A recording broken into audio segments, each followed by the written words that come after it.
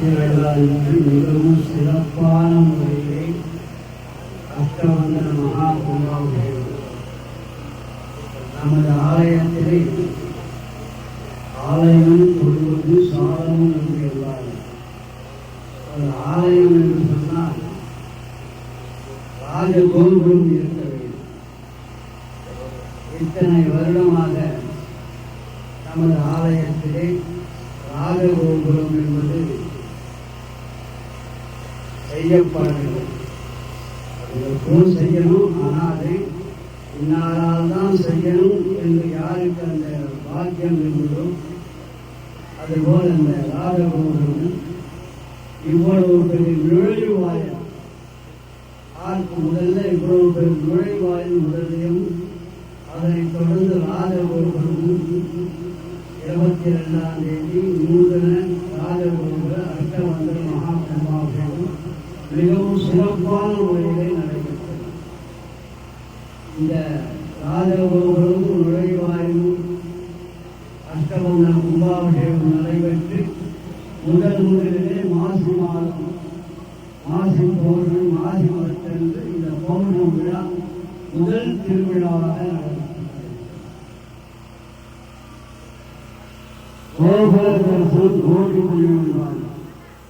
ஒரு ஆலயத்திற்கு கோபுரம் தான் தலை. நமக்கு எப்பெல்லாம் சிரசு தலை எப்படியோ அதே போல கோபுரம் இருந்தால்தான் கோவிலுக்கே ஒரு அழகு. அதே போல இந்த சிறப்பான முறையிலே புதிய நூதன ராஜகோபுரமும் நுழைவாயிலும் புதியதாக அஷ்டவந்தன மகா கும்பாபிஷேகம் முதல் மாசி மாத பௌர்ணமி கிரிவல புறப்பாடு சிறப்பான முறையிலே நடைபெற்றுக் கொண்டிருக்கிறது. எல்லோரும் மாசி மகம் என்பது முருகப்பெருமானுக்கும் சிறந்தது. அறுவடை வீட்டிலே எல்லா முருகப்பெருமானுக்கும் திருப்பரங்குன்றம் திருப்பதியும் பழனி போன்ற எல்லா இடங்களிலும் இந்த மாசி மகம் சிறப்பு வாய்ந்தது. அதை போல சிவபெருமானுக்கும் மாசி மகம் காலாசி போன்ற இடத்தெல்லாம் மாசி மகத்திலே 10 நாட்கள் திருவிழா நடைபெறுவதெல்லாம் உள்ளது. அதே போல இந்த மாசி மாதம் மகமும் பௌர்ணமி சிறந்த ஒரு திருநன்னாள் நாள், ஒளிமயமான நேரம். இந்த குளிர்ச்சியான நேரத்திலே இந்த இறை வாழ்வாடு செய்தால் நம்முடைய உடல் நலத்திற்கும் மனதிற்கும் சிறந்த ஒரு இந்த நேரத்தில் நாம் வழிபாடு செய்கிறோம் என்றால் நம் உடலுக்கும் சமமாக குளிர்ச்சியாகவும் இருக்கும். முழு நிலவு ஒளி நமக்கு கிடைக்கும்.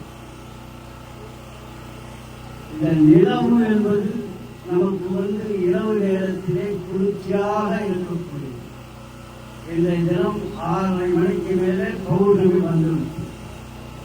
நாளைக்கு 5 மணிக்கு 5:30 முடிந்துவிடும். நாளைய தினம் சந்திர கிரகணம் என்று சொல்வார்கள். அந்த சந்திர கிரகணம் நாளை 3 மணியிலிருந்து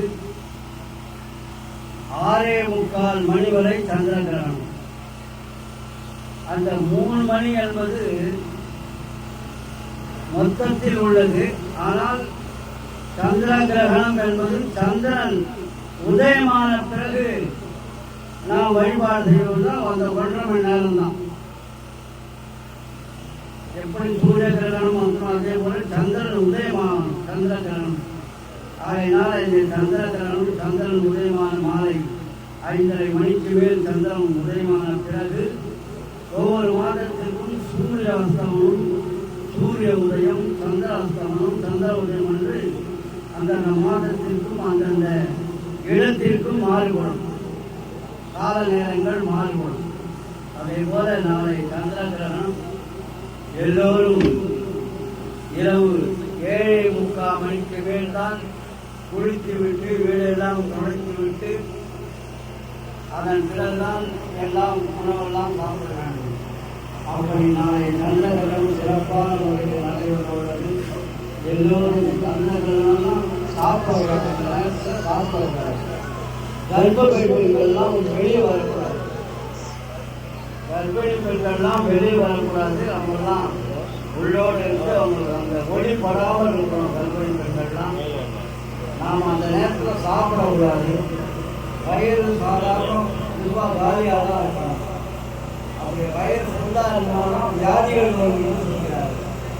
ஆகையினாலே நாளை கந்தர்களும் எல்லோரும் மாலை 5 மணிக்கு மேலேயாவது மத்தியானம் சாயந்தரம் 4 மணி என்ன சாப்பிடணும். அதுக்கப்புறம் சாப்பிடக்கூடாது, வயிறு ஃபுல்லாக இருக்கக்கூடாதுன்றாங்க. அதனால யாராலும் முடிஞ்சதோ அப்படிதான் இருக்கிறவங்களுக்கு முறை. ஆனால் அவரவர்கள் உடல்நலம் எல்லாம் எப்படி அந்த நாளெல்லாம் இருக்கணும், உடலை பார்க்கணும், நம்மளுடைய இதெல்லாம் பார்க்கணும். அதுக்கு ஏற்ற மாதிரி குழந்தை முன்னோர்களோ அந்த மாதிரி இதெல்லாம் கடைபிடிக்க முடியாது. அதனால அந்த நேரத்துக்கு ஏற்ற மாதிரி போது ஏதாவது முதல்ல பண்ணிக்கிட்டா அதெல்லாம் நண்பெல்லாம் தோற்றம் நிகழ்ச்சியாகக்கூடாது. அதனால நான் நண்பர்கள் எல்லோரும் நலமாக ஒளிமயமான நமக்கு எதிர்காலம் சந்திரன் எப்படி பிரகாசமாக இருக்கோ அது மாதிரி பிரகாசமாக இருக்க வேண்டும் என்ற ஒரு பிரார்த்தனை செய்கிறோம். நம பார்வதி பதையே போற்றி. சிதம்பரம் சிவசிதம்பரம்.